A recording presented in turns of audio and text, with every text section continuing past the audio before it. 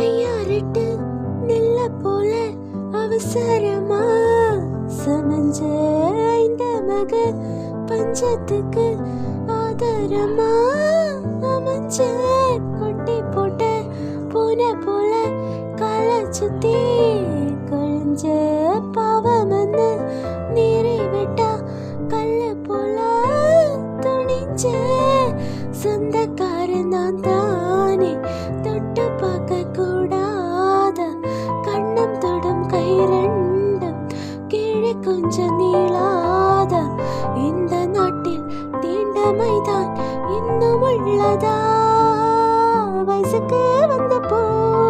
ஓஹோ ஆசையா பேசுமா வந்துக்கு போவுக்கு சண்டையா சுத்தமா தாமர பூவுக்கும் தண்ணிக்கும் என்னைக்கும் சண்டை